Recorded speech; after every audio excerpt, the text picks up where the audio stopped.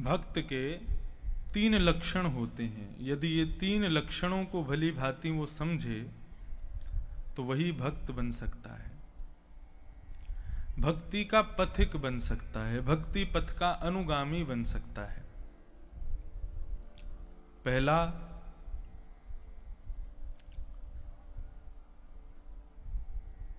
क्षण का व्यय कैसे हो इस पर विशेष ध्यान दे।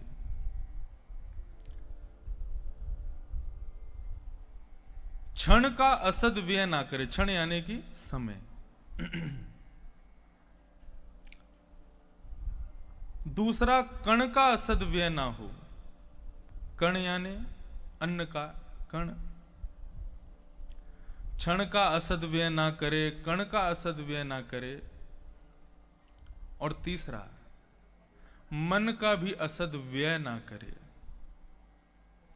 ये 3 स्थितियों में जो व्यक्ति अपने इन तीनों वस्तुओं को संभाल ले वही वैष्णवता को प्राप्त कर सकता है। क्षण, कण और मन, ये तीनों।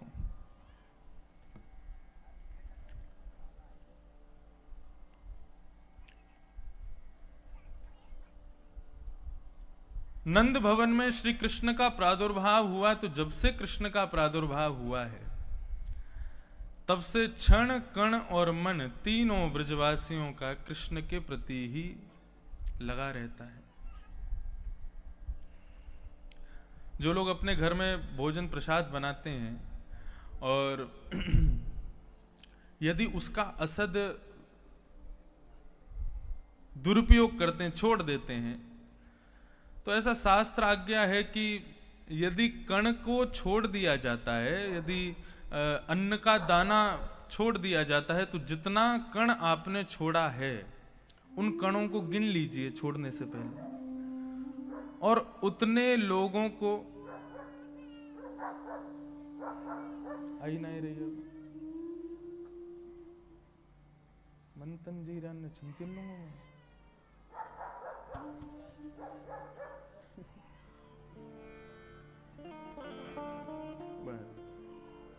वही मैं कहूँ यह क्या दिक्कत है यार।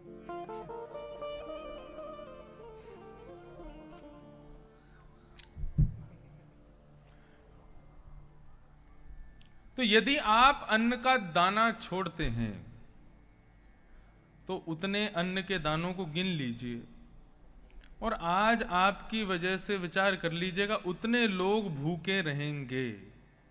इतना बड़ा पाप होता है अन्न को छोड़ने से, झूठा बर्तन छोड़ने से, झूठा भोजन छोड़ने से। महाभारत में लक्ष्मी और बलि राजा का संवाद है, तो वहां पर लक्ष्मी जी कहती हैं मैं कहाँ रहती हूँ कहाँ नहीं रहती, उसमें ये बात भी कहती हैं कि जो लोग अन्न छोड़ते हैं, झूठा भोजन छोड़ देते हैं, ऐसे घर में मैं नहीं रहती। जहां पर बर्तन झूठे रात भर रखे रहते हैं, ऐसे घरों में मैं नहीं रहती। जहां पर शाम के झूठे बर्तन सुबह धुलते हैं, सुबह के झूठे बर्तन पल्ले दिन धुलते हैं, ऐसे घर में मैं नहीं रहती, लक्ष्मी कहती है महाभारत में। जो फटे कपड़े पहनते हैं उनके पास भी मैं नहीं रहती। लेकिन आजकल लोग तो फटे कपड़े ही पहनते हैं।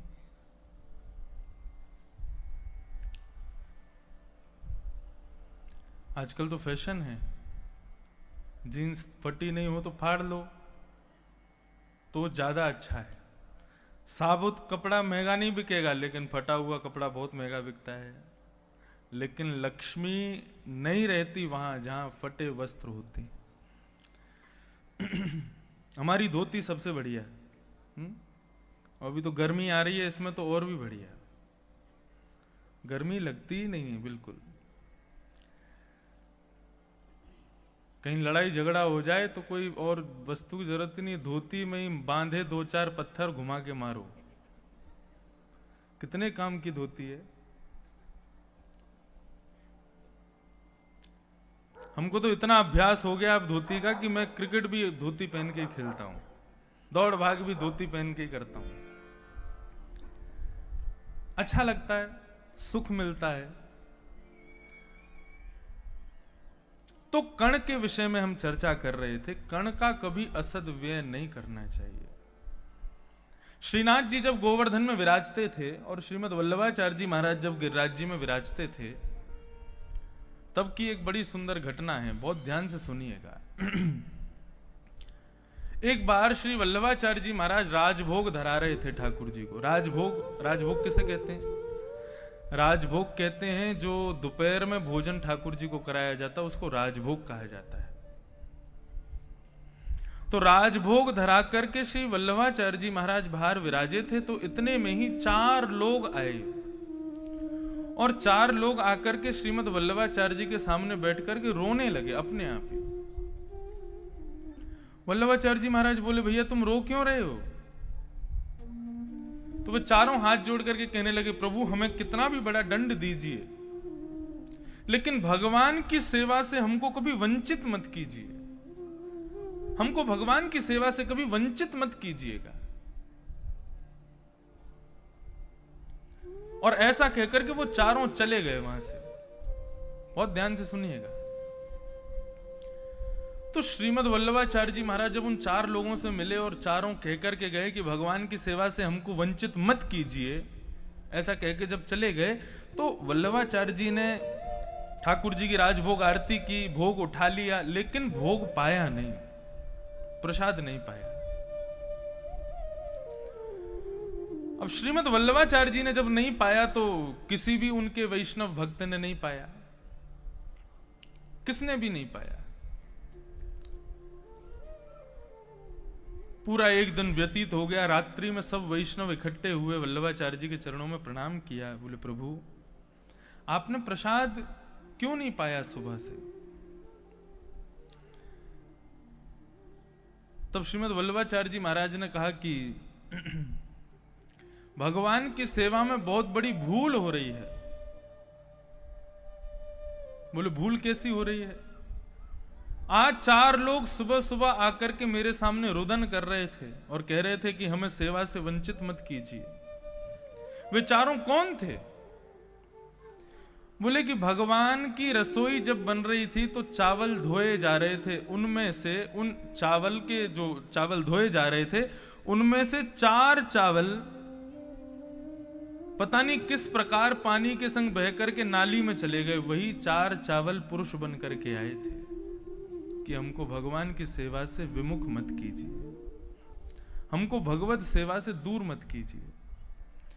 बंधुओं, घर में यदि इतनी कृपा भगवान ने की है कि आपके यहाँ रोज सब्जी आती है, रोज अन्न आता है, रोज दाल चावल सब कुछ आता है घर में, लेकिन यदि उनका भोग ठाकुर जी को नहीं लगता है तो वे अपने आप को बहुत अभागा समझते हैं। ये पृथ्वी जो बीज उत्पन्न करती है, एक बार एक समय आया था, श्रीमद् भागवत की कथा है कि पृथ्वी ने अपने ऊपर बीजों को अंकुरित करना बंद कर दिया, सब्जी उगाना बंद कर दिया। तब पृथु महाराज ने तपस्या की। तब पृथु महाराज को पृथ्वी ने बताया कि लोग अपने उपभोग के लिए मेरा शोषण करते हैं, अपना पेट भरने के लिए मेरा शोषण करते हैं, लेकिन वास्तविक में मेरे ऊपर जितने भी अन्न होते हैं, जितनी भी सब्जियां होती हैं, ये मैं मानव सेवा के लिए नहीं, भगवत सेवा के लिए उत्पन्न करती हूं। यदि उसका व्यय भगवत सेवा में नहीं होता है तो मुझे बहुत कष्ट होता है। इसलिए भगवत भोग, श्री चैतन्य महाप्रभु कहते हैं कि भोग में महाप्रसादे गोविंदे, महाप्रसाद यानी कि भोग में जब ठाकुर जी का भोग लग जाए तो उस भोग में और भगवान में भेद नहीं मानना चाहिए, वो समान है, दोनों एक ही हैं।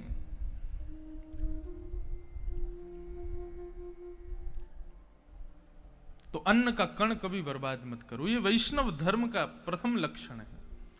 या तो उतना ही खाइए जितना आप खा सकें, लेकिन ज्यादा अगर ले लिया है तो कैसे भी करके उसको फिनिश करो, लेकिन अन्न का कण बर्बाद नहीं होना चाहिए।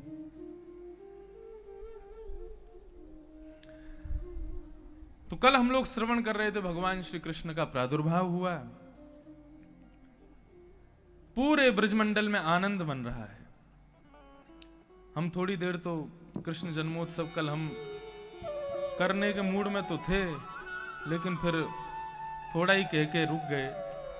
तो थोड़ा सा शेष कृष्ण जन्मोत्सव और कह करके फिर कथा प्रसंग में चलेंगे। पूरे ब्रजमंडल में आनंद हो रहा है। सबको ये नहीं लग रहा है कि भैया नंद बाबा के लाला भयो है, सबको लग रहे है कि हमारे ही लाला भयो है, सबको लग रहे हो हमारे घर में ही छोरा भयो है, मोड़ा भयो है। आपकी भाषा में हमारे यहाँ कहेंगे लाला भयो है। एक 80 साल की अम्मा पहुंची, अपनी शादी के समय के जोड़ा पहन करके आई। तो जैसे सब जगह बोलते हैं क्या हुआ है, ऐसे हमारे ब्रजभाषा में बोलते हैं कहाँ भयो है, कहाँ भयो भैया, कहाँ भयो है, मतलब क्या हुआ है। तो 80 साल की अम्मा, उसके एक भी दांत नहीं थे, पूज्य पिताजी सुनाते हैं।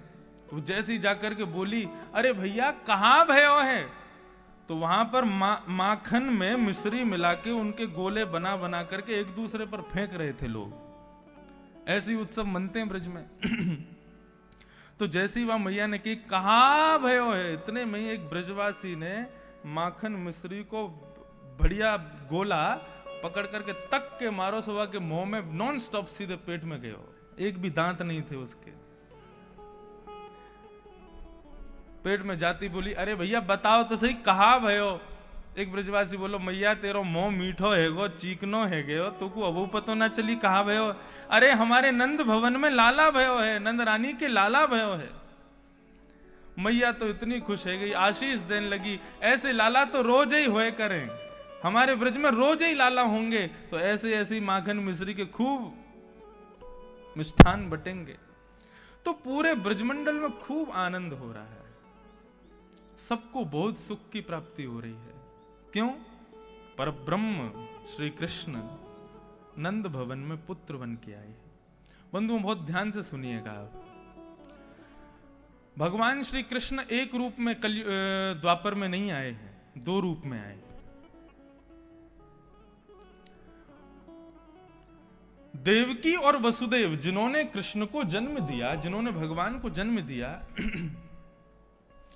इन्होंने अपने पूर्व जन्म में भगवान की तपस्या की और तपस्या करके भगवान को प्रसन्न किया और प्रसन्न करके भगवान से प्रार्थना की कि आप हमारे यहां पुत्र बन करके पधारिए।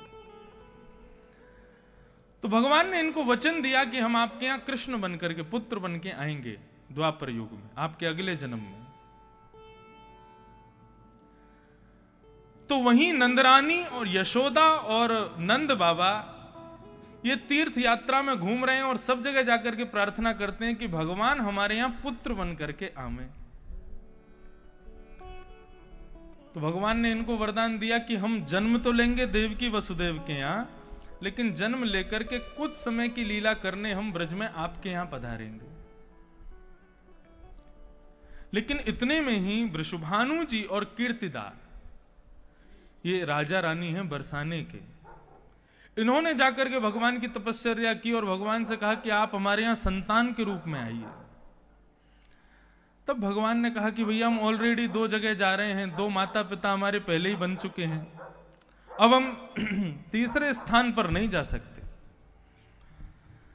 लेकिन कीर्तिदा और वृषभानु जी की इतनी प्रबल इच्छा थी कि भगवान हमारे सुपुत्र बनकर के आवे, तो भगवान ने कहा ठीक है हम कोई ना कोई तरकीब अपनाते हैं। तो भगवान वैकुंठ में घूम रहे थे। वैकुंठ में भ्रमण करते हुए भगवान ने अपना प्रतिबिंब देखा, शीशे में खुद को देखा। तो जैसे ही प्रतिबिंब में ठाकुर जी ने खुद को देखा, तो खुद को देख करके अपने प्रतिबिंब के स्वरूप को भगवान ने स्तब्ध कर दिया, स्थिर कर दिया, और स्थिर करके अपने प्रतिबिंब के स्वरूप का ही श्रृंगार किया। आंखों में काजल लगाया, होठों में लालिमा लगाई है, मुखमंडल पर खूब सुंदर श्रृंगार किया, पत्रावलियां बनाई हैं। इस प्रकार से संपूर्ण अपने प्रतिबिंब का श्रृंगार करके, केशों को खोल करके, और उस प्रतिबिंब के स्वरूप को ही ठाकुर जी ने श्री राधा रानी के रूप में कीर्तिदा और वृषभानु जी के यहां भेजा है। लोग प्रश्न करते हैं कि भगवान जब प्रेम करते थे राधा रानी से, तो फिर ब्याह क्यों नहीं किया, विवाह क्यों नहीं किया? देखिए, विवाह के लिए एक नहीं 2 लोगों की आवश्यकता होती है।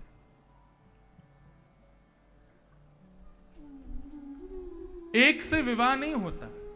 आपसे पृथक यदि कोई होगा तो आप उससे ब्याह करोगे, लेकिन राधा रानी ठाकुर जी से पृथक नहीं है, वो अलग नहीं है।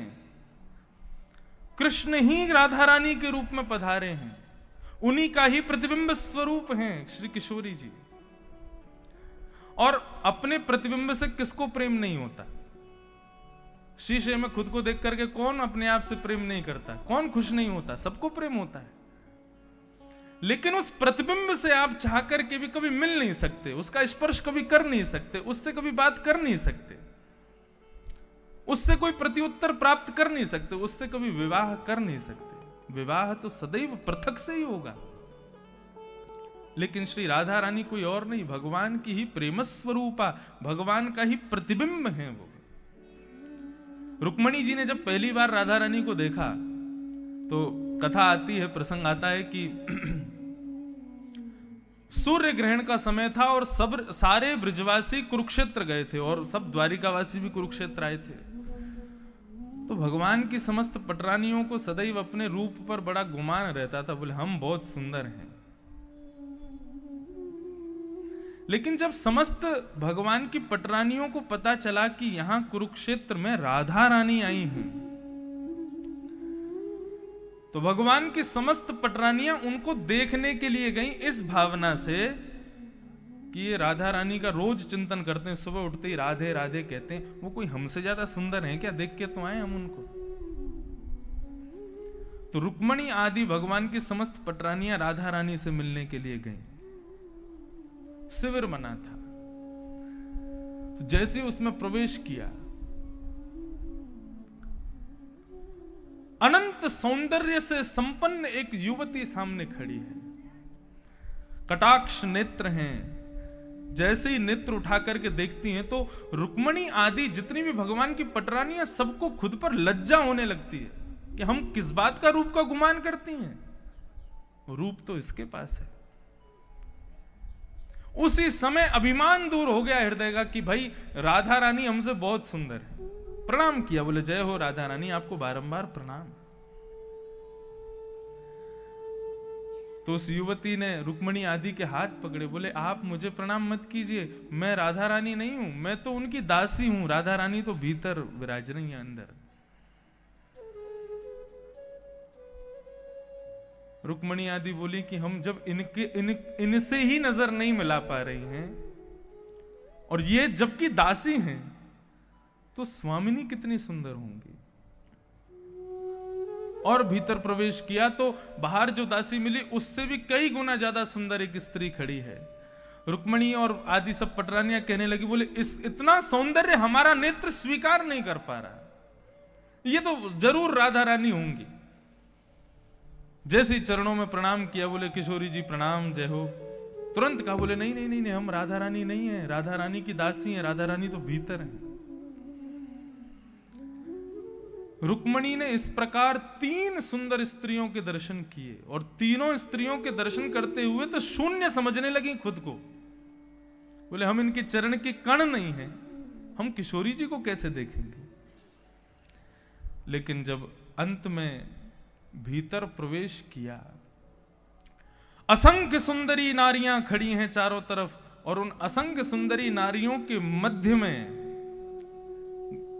तप्त कांचन गौरांगी, कंचन जैसा अंग जिनका चमक रहा है, गौर वर्ण की जो हैं, कटाक्ष नेत्र हैं, नीची नजर करके अपने केशों को खोल करके श्वेत वर्ण के वस्त्रों को धारण करके, जिनकी मुस्कुराहट पर अनंत कोटि ब्रह्मांड भी न्योछावर हो जाते हैं, ऐसी किशोरी जी का जब दर्शन करती हैं रुक्मणी, भगवान की प्रथम पटरानी, तो देखते ही मूर्छित होकर गिर जाती है, देख ही नहीं पाती।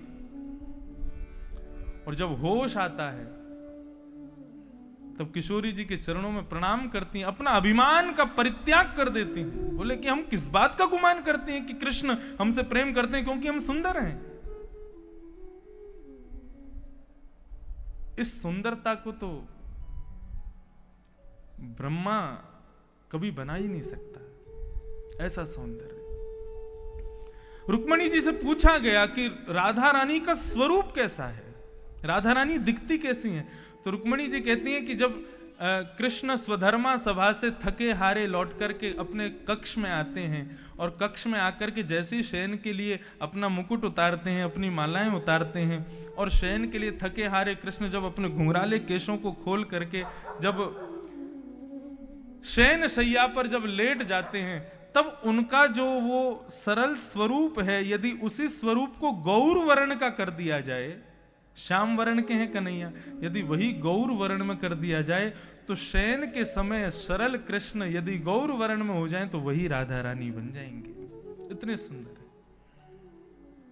हमारे ब्रज में कहते हैं, हे कृष्ण लला, अरे कृष्ण लला, तुम होते लली तो गले कट जाते करोड़न के। तुम लाला हो तो सब इतने पागल हैं तुम्हारे पीछे, यदि तुम लाली होते तो वृंदावन बिहारी जी के कोई दर्शन करने नहीं जाता है। वृंदावन बिहारी के सामने सब छुरी लेके खड़े होते, गला ही काट देते। इतने सुंदर, ऐसा सौंदर्य। उनका नाम है मदन मोहन। मदन मोहन यानी काम, कामदेव को भी जो अपने सौंदर्य पर मोहित कर ले उसका नाम है मदन मोहन। इतने सुंदर हैं ठाकुर जी। तो पूरे ब्रजमंडल में आनंद मन रहा है। पूरे ब्रजमंडल में सब लोग ठाकुर जी को खूब खूब बधाई दे रहे हैं। कौन सा? अब एक बधाई गा दें जन्म की।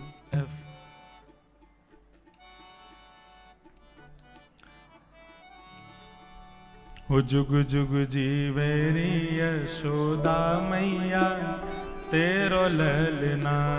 जुग जुग जीवेरी यशोदा मैया, तेरो ललना। जुग जुग जीवेरी यशोदा मैया, तेरो ललना। जुग जुग जीवेरी यशोदा मैया, तेरो ललना। अरे हाँ तेरो ललना नंद रानी, तेरो ललना।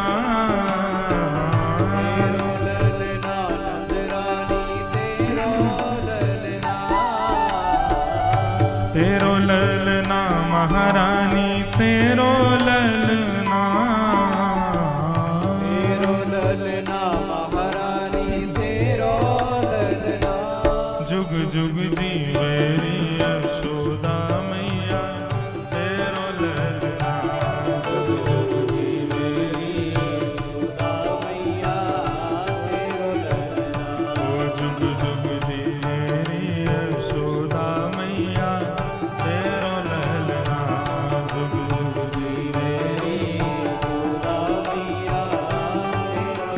बाल कृष्ण लाल की।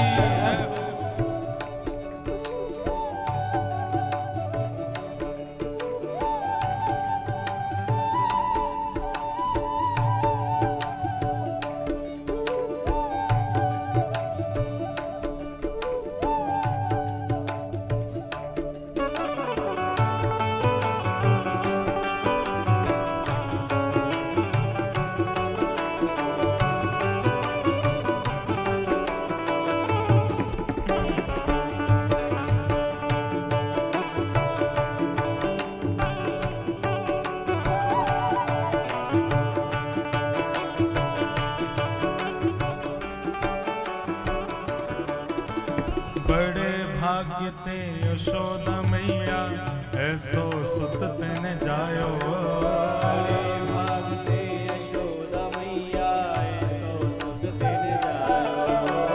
बड़े भाग्य ते यशोदा मैया, ऐसो सुत तेने जायो। बड़े भाग्य ते यशोदा मैया, ऐसो सुत तेने जायो।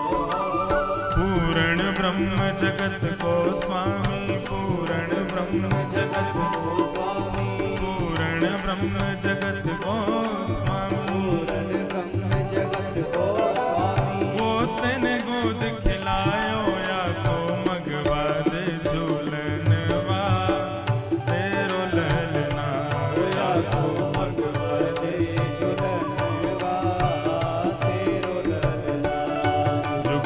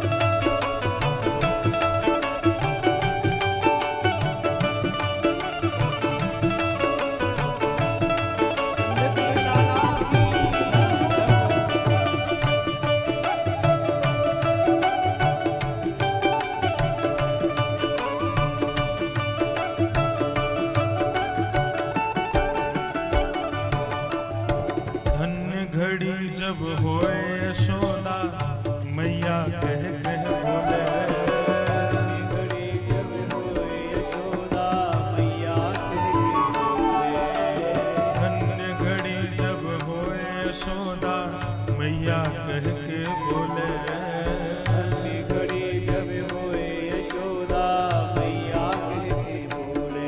ओ नूपुर बांध दो चरणन में, नूपुर बांध दो, नूपुर बांध दो चरणन में, नूपुर बांध दो चरणन में, घुटुन घुटुरन डोले पकड़े बाबा की उंगलिया, तेरो पकड़े बाबा की उंगलिया, जुग जुग जीवे यशोदा मैया तेरो ललना। जुग जुग जीवे यशोदा मैया तेरो ललना।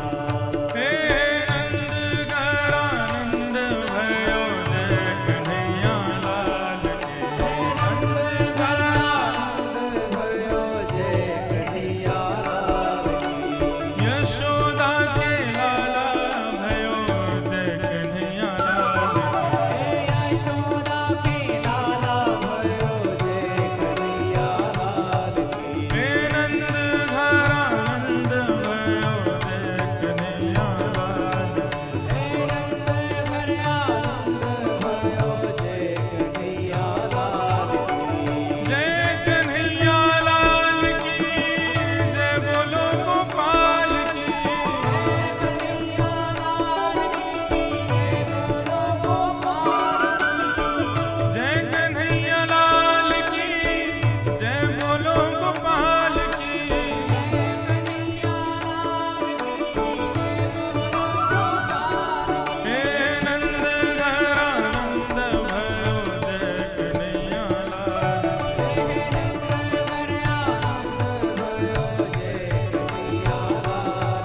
हे नंद घरानंद भयो जय कन्हैया लाल की।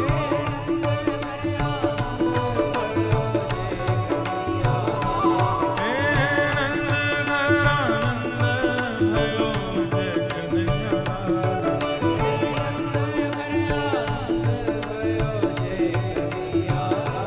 ओ जय कन्हैया लाल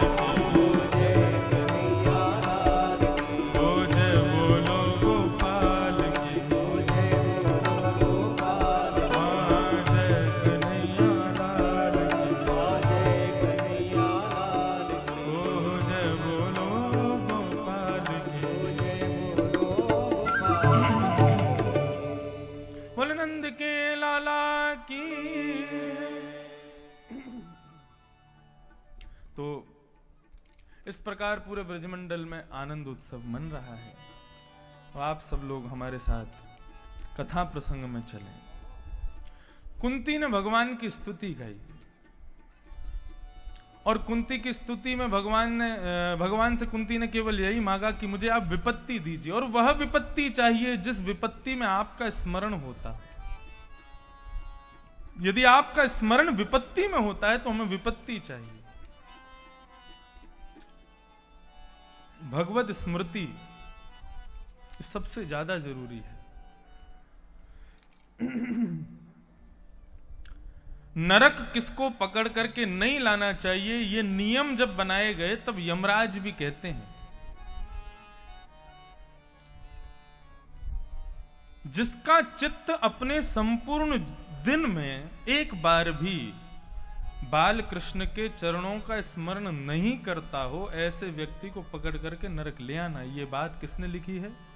ये टर्म्स और ये सारे लॉज हैं नरक जाने वालों के। रोज स्मृति होनी चाहिए भगवान की। यदि किसी दिन स्मृति नहीं हुई और भगवान ना करे उस दिन यदि किस अकस्मात आपको जाना पड़ गया या हमको जाना पड़ गया, तो एक क्षण के लिए ही सही नरक दर्शन तो करना पड़ेगा कि आज तुमने भगवत स्मरण नहीं किया। इसलिए भगवत स्मृति यदि दुख से आवे तो हमें दुख चाहिए। ये कौन कहती है? कुंती कहती है। वास्तव में दुख और सुख नहीं मांगा, उन्होंने भगवत स्मृति मांगी है। और बंधुओं, स्मृति यानी कि स्मृति किसे कहते हैं? याद, स्मरण, मेमोरीज। दुनिया खत्म हो जाएगी लेकिन सब कुछ बदल जाएगा, लेकिन स्मृति कभी नहीं बदलती।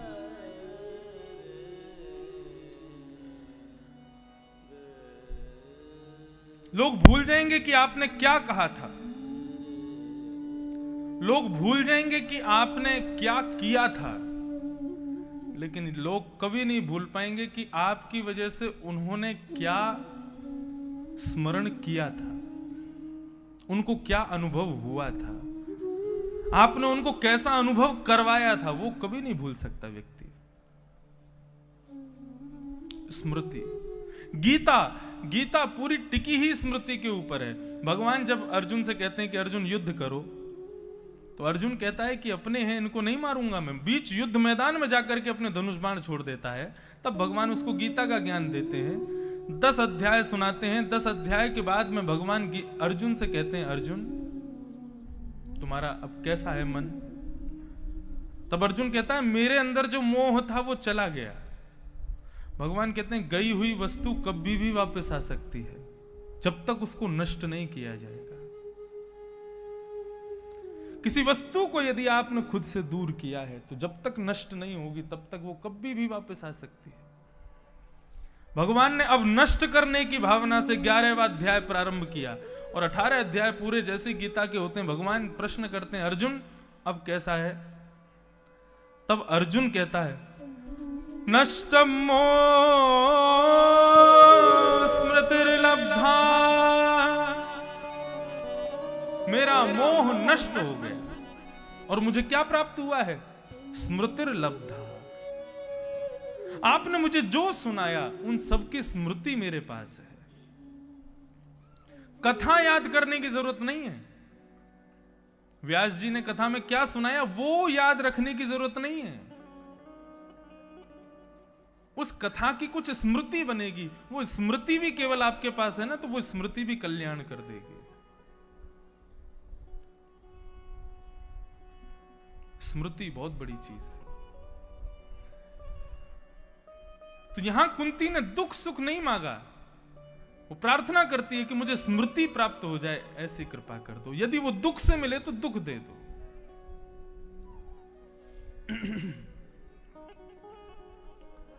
भगवान ने कुंती पर कृपा की और कहा, बुआ तू चिंता मत कर, तू जब कहेगी ना तब तेरे सामने प्रकट हो जाऊंगा, और जिस दिन जाऊंगा ना तुझे अपने संग लेकर के जाऊंगा, तो चिंता मत कर। कुंती पर कृपा करके भगवान अपने रथ में बैठ गए। बोले कि अब मुझे भी अपने पत्नियों की याद आ रही है, मैं जाऊं, सब मेरी प्रतीक्षा कर रही हैं। जैसे ही भगवान हस्तिनापुर से निकलने लगे, इतने में ही युधिष्ठिर रोने लगा। और युधिष्ठिर के रुदन को देख भगवान समझ गए कि ये क्यों रो रहा है। मुझ पर विश्वास नहीं है इसलिए रो रहा है। बालक अपनी मां की गोद में रोता है तो 2 स्थितियां होंगी, इसीलिए रो रहा है। पहली स्थिति क्या है? पहली स्थिति तो यह है कि या तो बालक किसी कष्ट में है, या तो उसको कहीं दर्द हो रहा है, या भूख लगी है, या कोई बात है इसलिए रो रहा है। लेकिन आप उसको भोजन आदि सब करा चुके हो फिर भी वो रो रहा है, इसका मतलब क्या है? वो कई बार अपनी मां को पहचान नहीं पाता, या तो मां को पहचानने में कोई भूल कर रहा है।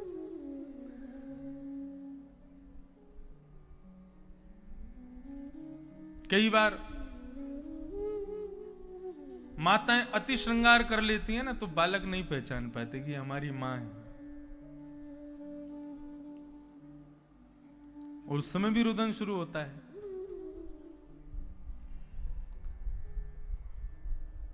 मैंने देखा बचपन में एक हमारे घर में ही बालक, तो उसकी मां ऐसे घूंघट ऊपर कर ले तो वो रोने लग जाता उसको देख करके कि मेरी मां कहां चली गई। अपनी मां की गोद में, लेकिन फिर भी रो रहा है कि मेरी मां गई कहां। वो जैसे ही घूंघट ऊपर करे तो फिर मुस्कुराने लग जाए। तो बालक अपनी मां की गोद में 2 स्थिति में रोता है, या तो कष्ट में हो या फिर अपनी मां पर विश्वास ना हो। युधिष्ठिर का रुदन किस लिए है? उसको कष्ट तो कोई है नहीं। अरे हस्तिनापुर का राजा बन गया है, आज उसके सिर पर मुकुट विराज रहा है हस्तिनापुर का, फिर रुदन क्यों है? रुदन इसलिए है क्योंकि उसको विश्वास नहीं है भगवान पर। भगवान उसको पूछने लगे, युधिष्ठिर तुम रो क्यों रहे हो? तब वो कहता है, मैंने इतने छोटे छोटे बालकों को अनाथ कर दिया, कितनी सारी माताओं को विधवा कर दिया, मैंने अपने भाइयों को मार दिया, अपने लोगों को मार दिया, मैंने कुरुक्षेत्र के मैदान पर खून बहा दिए, मैंने बहुत बड़ा पाप किया है। तब भगवान कहते हैं, अब इसको मैं नहीं समझाऊंगा, ना मेरे बस की है, ना मैं चाहता हूं कि मैं इसको समझाऊं, इसको तो अब कोई और ही समझाएगा। कौन समझाएगा? रणभूमि में मेरी प्रतीक्षा कर रहे हैं पितामह भीष्म पितामह। और भगवान ने युधिष्ठिर को कहा, चलो अब तुमको तुम्हारा रुदन दूर हो जाएगा, तभी हम द्वारिका जाएंगे, चलो हमारे साथ। भीष्म पितामह बाणों की सैया पर लेटे हैं, रोम रोम में बाण लगा है भीष्म पितामह के। मृत्यु सामने खड़ी है हाथ जोड़ करके, लेकिन भीष्म पितामह ने निर्देश दे रखा है, मुझे इच्छा मृत्यु का वरदान है, जब तक मेरी इच्छा नहीं होगी तुम मेरे ऊपर हावी नहीं हो सकती, इसलिए जब तक मेरी इच्छा नहीं हो खड़ी रहो सामने। मृत्यु हाथ जोड़ करके खड़ी है। भीष्म पितामह की इच्छा क्या है? मरते क्यों नहीं है? इतना कष्ट क्यों पा रहे हैं? भीष्म पितामह प्रतीक्षा कर रहे हैं, अपने जीवन का अंत करूंगा, लेकिन कब करूंगा? जब मेरे सामने द्वारिकाधीश खड़े होंगे, उनके सुंदर कमल नयनों को, कमल मुखमंडल को, उनके सुंदर विग्रह को देखते हुए अपने प्राणों का परित्याग करूंगा। सब गाते हैं, इतना तो कहना स्वामी, जब प्राण